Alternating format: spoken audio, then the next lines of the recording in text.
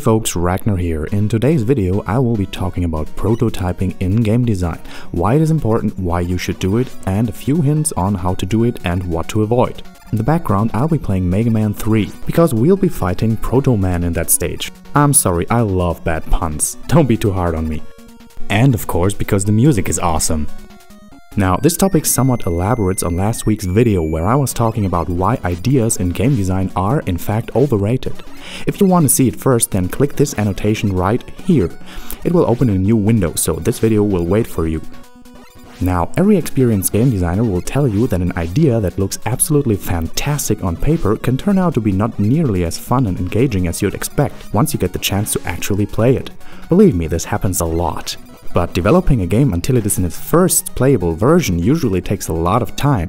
So what if you have an idea that turns out to feel hugely disappointing when you play it? You've put months of work into building the first playable version. That is freaking expensive and also extremely discouraging. That is where prototyping comes into play. Now, first let me tell you what prototyping not is. A prototype is not an early version of your actual game. A prototype is something that is, by definition, supposed to be thrown away, which doesn't mean deleted or burned or something like that, but not used in the final product. So what is prototyping? Prototyping is finding the fastest possible way to assemble a playable version of your game idea by any means. It doesn't have to involve programming. It can be entirely on paper, with chalk on concrete, whatever works. This mindset, to know that the prototype will be abandoned in the final product anyway, allows you to really take the quick and dirty approach. And that's what a prototype is supposed to be: fast. You want to find the quickest way to put your actual game design idea into something playable. No graphics or at the most shitty drawings in Microsoft Paint. Placeholders. If you code, it can be sloppy as hell, and your handwriting can look as if you wrote with your feet. The most important factors are speed and basic functionality. This is how you find the majority of weak points in your idea without wasting too much time and, of course, money. Once you've spotted said weak points, you can already start to refine the mechanics you put in place, and iterate, and iterate, and iterate by letting other people play your shitty prototype, and iterate again, until it starts to come together and actually feel fun and engaging to play.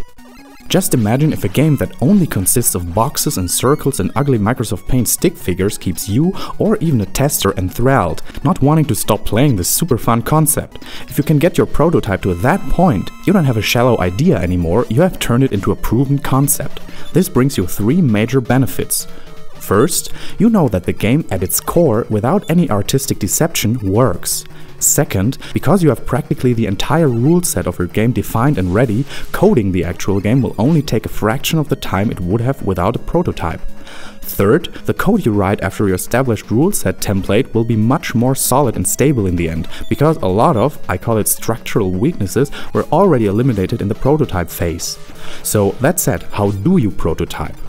One thing a lot of people don't expect is that the work of a game designer contains a significant amount of math, especially when it comes to defining rules, because these rules will mostly be turned into formulas, with variables, algebra, and all that sweet stuff. When you try to decide what kind of prototype to create, the first question is your game real-time? If not, you can pretty much create an entire playable prototype on paper, or in whatever way you want to do it. Go to an art supply store and buy stuff you can use as tokens to move around values. Write a rulebook comparable to an AD&D rulebook that exactly defines all the formulas, a glossary with all the important variables and where, when and how they are used. Use dice to throw random numbers.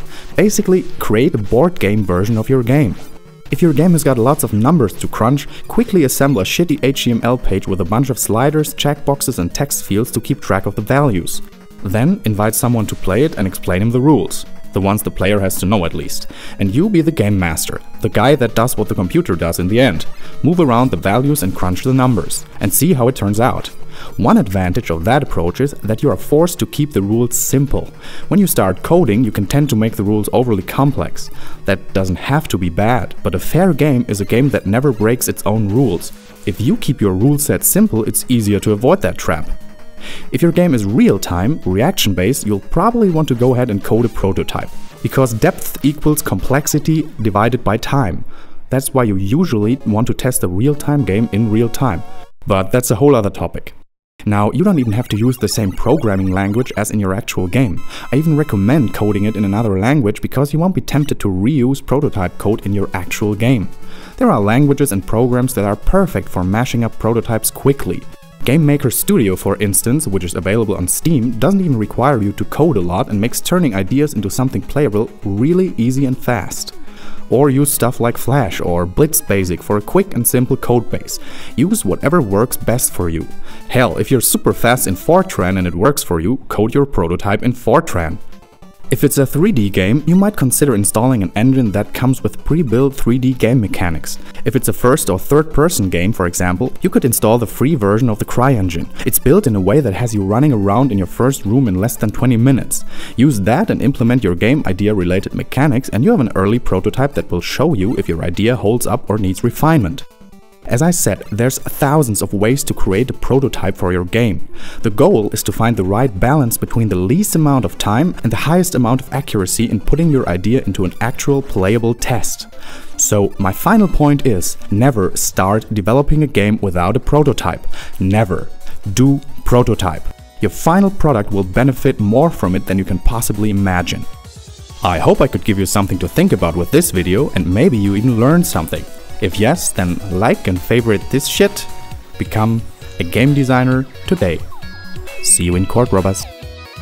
So as always, thanks for watching, keep on playing, and I'll see you next time on RagnarRox.